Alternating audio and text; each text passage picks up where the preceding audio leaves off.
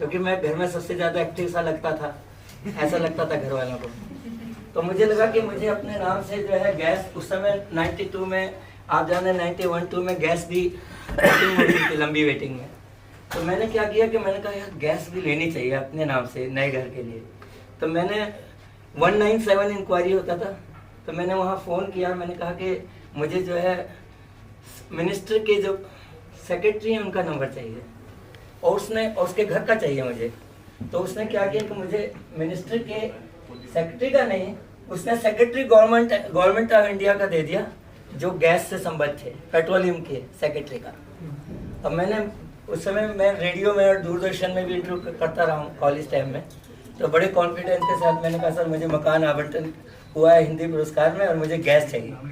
तो उन्होंने कहा बहुत खुशी हुई, आप अपना मेरे ऑफिस में जाकर रूम नंबर इतने में एक एप्लीकेशन दे दें और आपको वो सर्टिफिकेट लगा दें कि हिंदी पुरस्कार में मकान मिला है। तो उस समय हम जो है, हमारी लिखाई बहुत अच्छी थी और बिना लाइन के कागज़ पे सीधा लिखना बड़ा मुश्किल होता था, लेकिन मैं बिल्कुल सीधा लिखता था। और उस समय मैंने चिलपार की एक इंक हुआ करते जो उस समय बहुत पॉपुलर थी, और निब वाले पेन होते थे, निब वाले पेन से मैंने एक अच्छी सी एप्लीकेशन बनाई हिंदी के अच्छे चयन किए शब्दों से, और मैंने उनको भेजी। और उन्होंने कहा 10 दिन बाद मेरे घर पे ही फ़ोन कर लेना। तो उन्होंने कहा तुम्हारी हैंडराइटिंग इतनी पसंद आई कि मैं बच्चों को भी दिखाने के लिए घर लाया और तुम्हें हिंदी पुरस्कार के रूप में गैस मैंने दे दिया आउट ऑफ 10। अब क्या हुआ कि जो चीफ सेक्रेटरी थे दिल्ली के, उनकी प्रमोशन हो गई और वो टेलीफोन के अंदर टेली कमीशन के चेयरमैन हो गया IAS। मैंने कहा यार मैं वैसे ही मिलाता हूँ, वो कह रहे थे कि कभी आना, मेरा ट्रांसफर हो गया। मैं गया और मैंने लाजपत नगर से, वहाँ से जनपद बड़ा पॉपुलर शॉप है यहाँ कनॉट प्लेस में, मैंने लक्ष्मी गणेश लिए और मैं उनको प्रेजेंट करने चला गया। कहना कि जी आपका गिफ्ट बड़ा पसंद है, घर आते तो मैं तुम्हें मिठाई देता बदले में, क्योंकि दिवाली के मौके पर तुम लाए। मेरी पत्नी बार बार कहती कि अभी तक लक्ष्मी गणेश नहीं लाए हैं, तो कहना मेरे लायक सेवा बताओ। तो मैंने कहा जी मुझे टेलीफोन दे दीजिए आप आउट ऑफ 10। सेक्रेटरी तो सेक्रेटरी होता पूरी कंट्री का। तो उन्होंने कहा ठीक है, आपका जो बायोडाटा वहाँ अनाउंस हुआ था वो एक कागज़ पर मुझे बना के दे दो।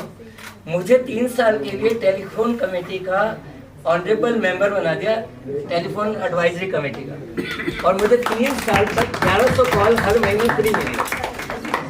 तो तब मैं ये कह सकता हूँ फख्र के साथ कि जो टैलेंट है कभी खाली नहीं जाता, आपका ये टैलेंट कहीं ना कहीं रंग लाएगा। और आपको ये जानकर बहुत खुशी हो गई कि कहीं कि जब मैं कम्युनिटी सर्विसेज के अंदर हाउसिंग कम्प्लेक्स में एक कम्युनिटी प्रोजेक्ट के लिए गया, तो वहाँ पर मैं 18 साल का था, मुझे 22 साल की लड़की अंकल जी कहती थी और वो इसलिए कहते थे कि जी आप मेरे पापा की कुलीग हो। तो ये जिम्मेवारी होती है फिर, रेस्पेक्ट टू द वुमेन। हम जिसके साथ काम करें उनके बच्चे भी मेरे लिए एज डॉटर सन होंगे, तो ये एक बड़ी मैच्योरनेस को बढ़ाती है। तो मैं ये सोचता हूँ कि आपका मैं शुभकामना करता हूँ आपके उज्जवल भविष्य की। पुरस्कार तो पुरस्कार है, निर्णय के लिए हमने बहुत स्तर के किए। आपने देखा होगा कि दूसरे स्टेट से भी आई है मैडम चेयरपर्सन, लेकिन इतने सारे नाम आए, आप संपादक हैं उस अखबार के, सारे बच्चों के नाम है। तो फ्रेंड्स, मैं सुबह जब यहाँ पर मॉर्निंग सेशन में था और मैंने आप सबसे बात की, और उसके बाद एक बहुत सुंदर हमने डिबेट कंपटीशन सुना, और जो आपने बातें की उसमें 2 बात थी। मैं अपना परिचय दे दूं पहले, आगे बात करने से पहले, कि पिछले 19 सालों से मैं दिल्ली डिस्ट्रिक्ट कोर्ट में न्यायाधीश हूँ, जज हूँ, जुडिशियल ऑफिसर हूँ।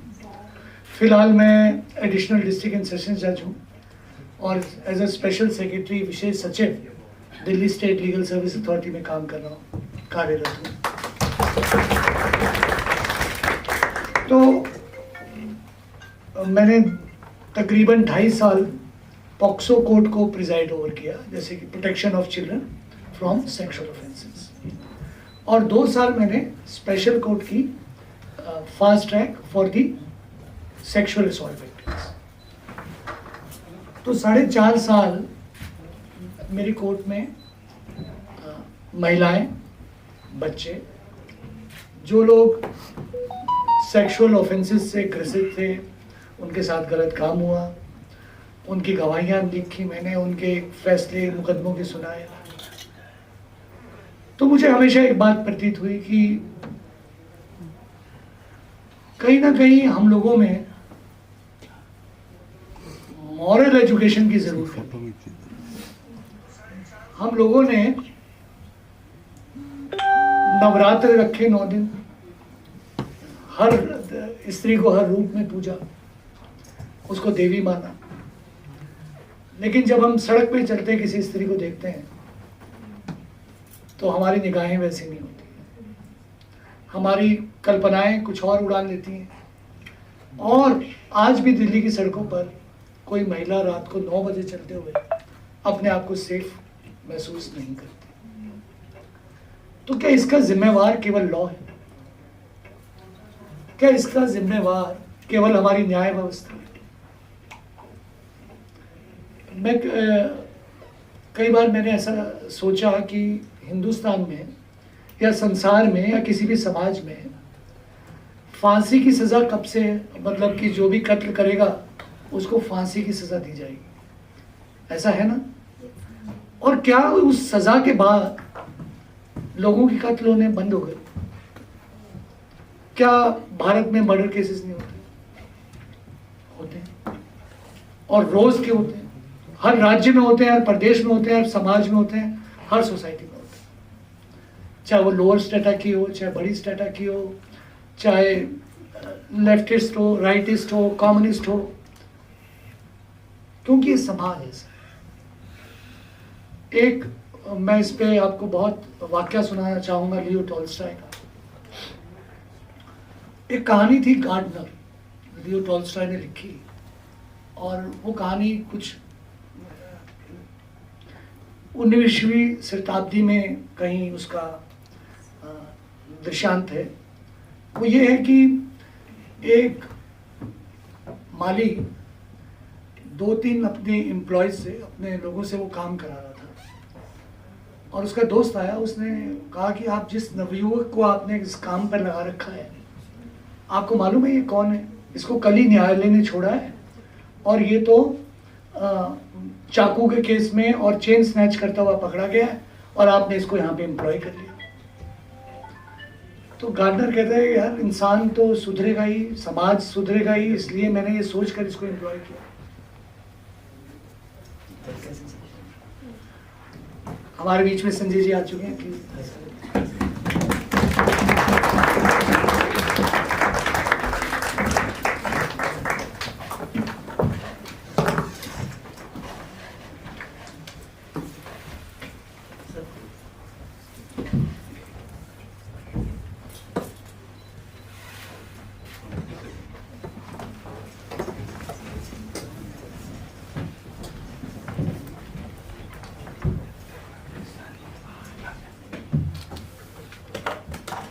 तो उसने कहा कि अब मैंने ये सोचा कि समाज इस तरीके से है, क्यों ना मैं इसको एक चांस दूं। तो गार्डनर ने कहा कि मैं आपको एक कस्बे की बात बताता हूँ कि रूस में एक ऐसा कस्बा था, और वहाँ पर एक डॉक्टर काम करते थे, और वो डॉक्टर इतने अच्छे थे कि वो पूरे कस्बे का ख्याल रखते थे। जो भी बीमार होता था उसकी चारागरी करते थे, उसको देखते थे, और जब तक वो बीमार ठीक नहीं होता था तो डॉक्टर उसका पूरा देख रेख करते थे, और बिल्कुल पैसे का लालच नहीं था। तो उस कस्बे के लोगों ने ये समझा कि ये डॉक्टर उस कस्बे को ईश्वर की देन, उसका प्यार मोहब्बत से वो कस्बा चल रहा था, डॉक्टर साहब सबकी केयर कर रहे थे। But as the luck would have it, एक दिन डॉक्टर साहब का मर्डर हो। जब डॉक्टर साहब का मर्डर हो गया तो लोगों ने कोई एफआईआर नहीं कराई, उन्होंने सोचा ये तो देवता स्वरूप आदमी है, इनका मर्डर कौन करेगा। लेकिन किस्मत ने मोड़ लिया। 1 हफ्ते के बाद एक आदमी अरेस्ट किया गया जिसके पास डॉक्टर साहब का महंगी घड़ी थी, स्टेथोस्कोप था और बाकी सामान था। उसको ज्यूरी के सामने पेश किया गया। लेकिन पूरा कस्बा हर बार ज्यूरी जब भी तारीख लगती सुनने आता मुकदमे को, और हमेशा ये सोचता है कि नहीं यार, डॉक्टर तो हमारे लिए देवता थे, इनका तो कोई मर्डर कर ही नहीं सकता। तो एक दिन फैसले का दिन भी आया, तो ज्यूरी बैठी हुई थी, उसने देखा कि इतने लोग कस्बे के आए हुए हैं, क्या किया जाए इस आदमी का। तो अल्टीमेटली जूरी ने फैसला ये लिया कि इस आदमी ने चोरी तो की हो सकती है पर इसने मर्डर नहीं किया। और उस दिन के बाद उस कस्बे में कभी कोई अपराध ही नहीं, क्योंकि उस जूरी ने उस समाज की मॉरलिटी को बरकरार रखा, उनकी आस्थाओं को बरकरार रखा कि दुनिया ऐसी भी है जहां पर कोई अपराध ना हो। तो आप सब यंगस्टर्स हैं, आपसे उम्मीद मुझे यही है कि आप एक ऐसी दुनिया का निर्माण करें, ऐसी दुनिया को सोचें कि जहां पर नारी का जो स्थान है, महिला का जो स्थान है, वो बरकरार रहे। हमारी आस्थाएं जेंडर इक्वलिटी पर हमेशा रहें, और हम जीवन में जो भी कार्य करें ये समझ के करें कि हमारे सामने जो महिला है वो हमसे बराबर है, अगर हमसे काबिल नहीं तो कम से कम बराबर है। हालांकि मैंने सुबह भी ये बात कही कि मेरे को हमेशा ये लगा कि मैं जिन महिलाओं के इर्द गिर्द रहा, स्कूल में, कॉलेज में, अब मैं जज हूँ, मेरी कोलीग्स हैं, मैंने उनको हमेशा अपने से बेहतर पाया। मैंने उनकी समझ को, उनकी काम करने की क्षमता को, उनकी थिंकिंग प्रोसेस को अपने से हमेशा बढ़कर पाया। और ये फीलिंग भी हम सब में ज़रूर रहनी चाहिए, हम सब में ये विराजमान रहना चाहिए कि हमारे अंदर हमारी माँ, हमारी बहन हमेशा जीवित है। Thank you, thanks a lot. प्रोत्साहित करें। Abhijeet, Abhayjeet, please come. अंजलि रावत। जान तो नहीं आ रही, नींद आ रही है, या सब सोच रहे हैं कौन विनर है कौन लूजर है। Actually does not matter. देखिए अब यहाँ पे बहुत सीरियस बातें तो हो चुकी हैं। मैंने भी एक बात पर्सनल नोटिस करी है कि उनकी काबिलियत मुझसे ज्यादा ही रही है, लेकिन इस बात को रिकॉग्निशन मिलता है नहीं मिलता सोसाइटी में, ये सोचने की बहुत बड़ी बात है। आप लोगों को सरप्राइज होगा जान के, जिस बैच में मेरा सिलेक्शन हुआ है 31 लोग थे हम, 10 लड़कियां सिर्फ, 21 वर फीमेल। लेकिन ये हमारी सोसाइटी की रियलिटी है कि हमें आज भी इस टॉपिक पे डिबेट करनी पड़ रही है। आप लोगों ने शायद सुना होगा कि ब्लैक एंड व्हाइट कुछ नहीं होता, ग्रे होता है, right? And I am a personal believer कि there is always a room for improvement. तो जहां पे दो टॉपिक की हम बात कर रहे हैं यहाँ पे, लॉ की और अवेयरनेस की, so there is always a room for improvement of laws. There is a law in IPC which says 50 रुपए का फाइन है। So yes, there is a room for improvement for that particular law, but just to generalize and say कि women के लिए जो law है favour में या उनकी प्रोटेक्शन के लिए कमजोर है, अवेयरनेस एक बहुत बड़ा फैक्टर है। एंड लास्टली मैं बस एक बात बोलना चाहूंगा, आपसे पूछना चाहूंगा, do you think debate is important? The culture of debate is important? It is, right? अभी हमने समाज की बात करी, आपने अगर लॉ स्टूडेंट से आपने पढ़ा हो society will stagnate if there is no debate. Even in jurisprudence it is said crime is necessary for the evolvement of the society. Similarly, it's my personal belief, I don't know whether you agree it or not, but मेरे हिसाब से debate का culture बहुत ज़्यादा important है, क्योंकि देखिए जो समाज हमें मिला है और समाज जो हमें आगे ले जाना है, we always strive for improvement, right? So there's always a room for improvement and I'm really happy for hosting you here. और मैं ये चाहूंगा कि नेक्स्ट ईयर आप दोबारा यहाँ आए और दोबारा इसको ऐसे ही लेके जाएं। Thank you so much.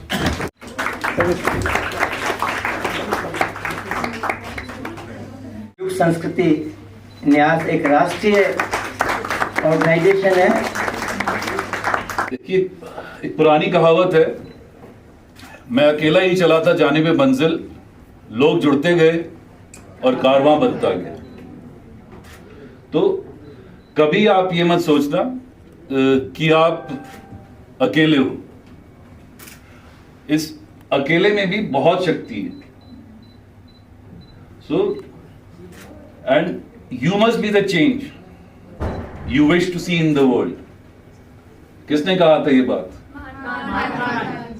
तो जो आप चेंज देखना चाहते हैं सब जगह, सबसे पहले आप वो चेंज अपने में लाइए, बहुत ही जरूरी बात है। अगर आप वो लेके आएंगे तो आप खुद ही एक ऐसा एग्जाम्पल बनेंगे औरों के लिए और सबके लिए, जिससे कि you can bring about change everywhere you go and whatever you do and whatever you decide to do in your way of life.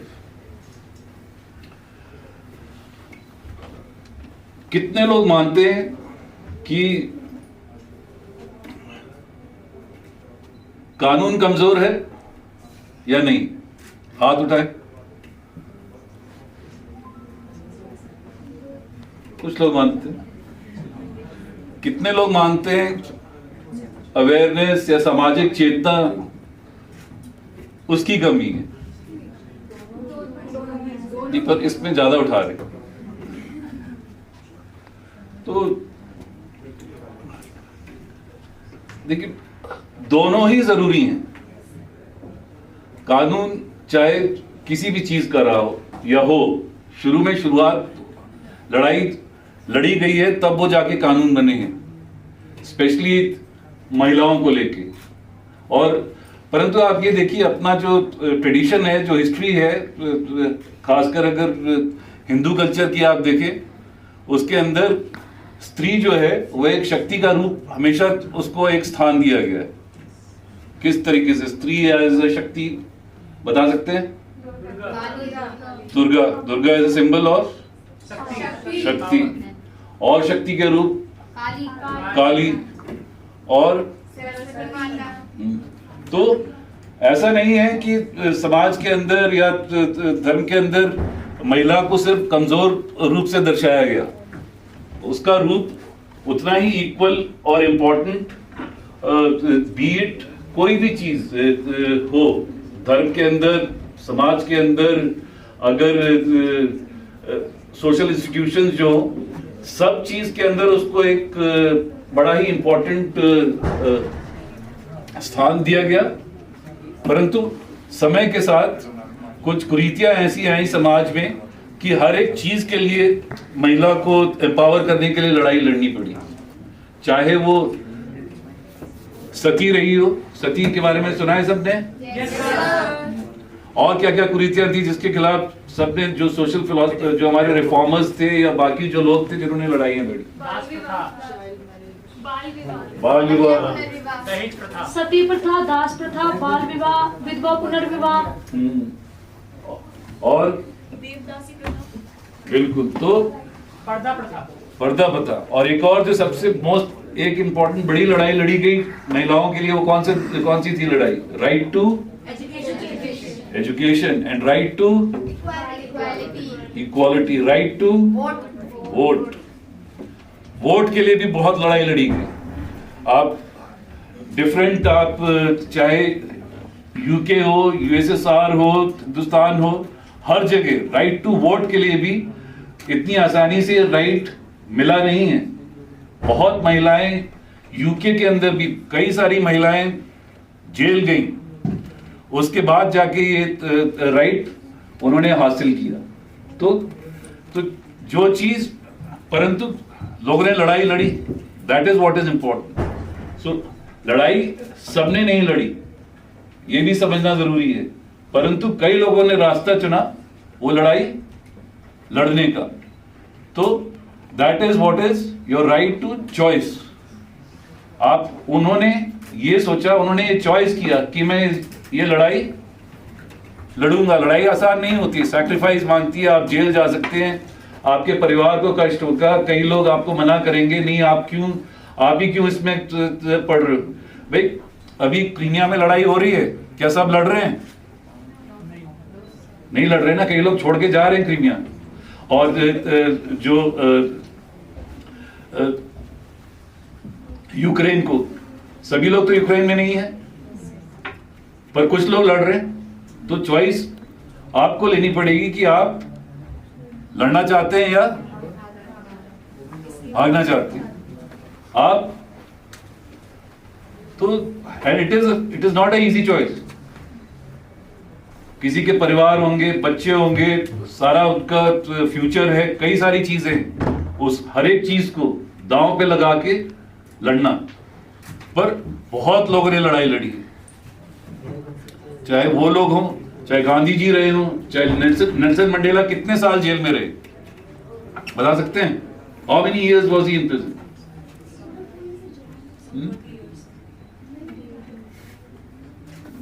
Roughly? चलिए आप चेक कर लीजिएगा, पर इससे बहुत ज्यादा। बट इवन अगर सर उन्होंने पूरा अपना जीवन मतलब उसी के जेल के अंदर ही जो मतलब एक यंगेस्ट एज होती है वो उसी के अंदर 30 साल 32 years. तो what is important is a lifetime for a struggle for what you want. So choices which you as young adults, young boys and growing children will be facing. And या आप किस अगल बगल आपके परिवार में कोई करता होगा, आपके क्लास के अंदर आपके जो होते हैं वो करते होंगे, तो पीयर प्रेशर भी रहता है कई बार कि नहीं भी कूल ड्यूड, ये तो बड़ा कूल है, करता है, तो है ऐसे कूल या कूल नहीं है? नहीं है सर, नहीं है, बट उनको लगता है तो गलत फहमी सबको होती है। अच्छी बात है, बट इट्स अ चॉइस। आपने एक चॉइस बनाई, उन्होंने भी एक चॉइस बनाई है। So whatever is the right choice that one should make, and you should be fighting to for the right choice. प्रोत्साहित करें। Abhijeet, Abhayjeet, please come. अंजलि रावत और Yes, please.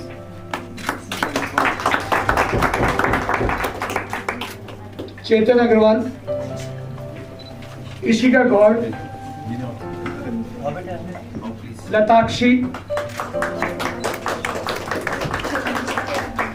काव्या, काजल,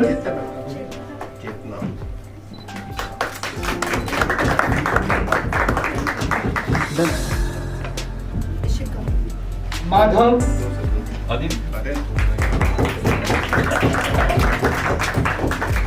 मुस्कान गर्ग, नवजोत कौर,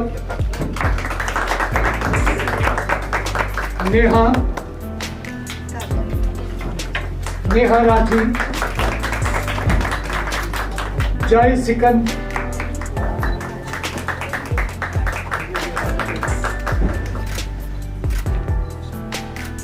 जय सिकंद,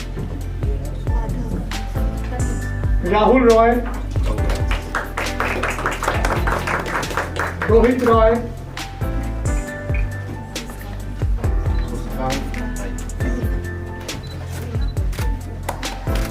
और सिमरन के बाद शीतल तोमर, सलोनी अरोड़ा जी हैं यहाँ पर, इसी है सलोनी जी हैं,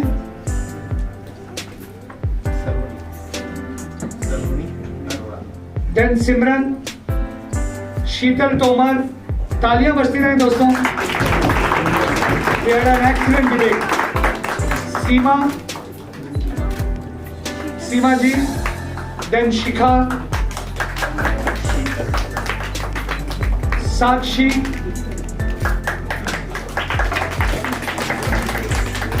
सपना,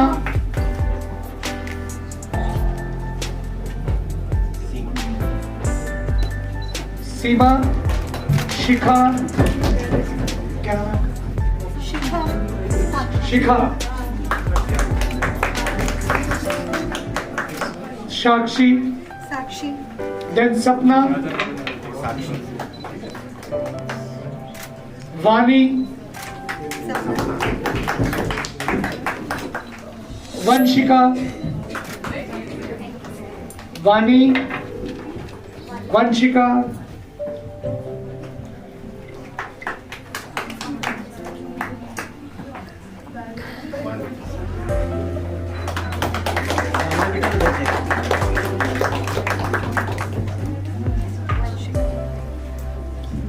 प्रियांशी, स्तुति, प्रियांशी, स्तुति, तन्मय झा एंड रुद्र अग्रवाल।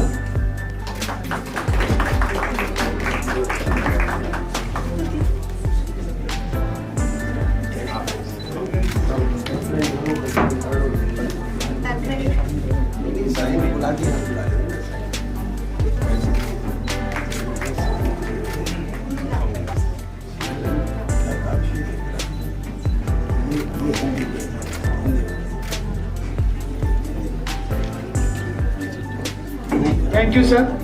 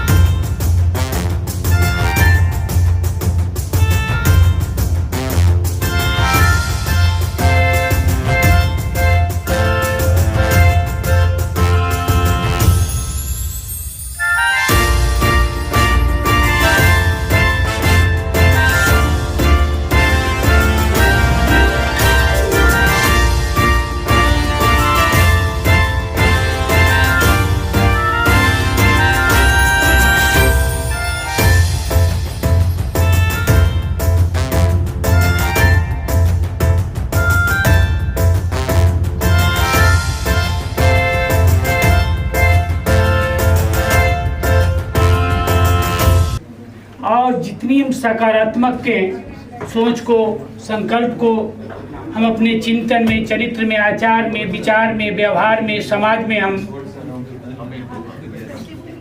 लागू करेंगे, उसके लिए हम प्रयासरत रहें, प्रयत्नशील रहें।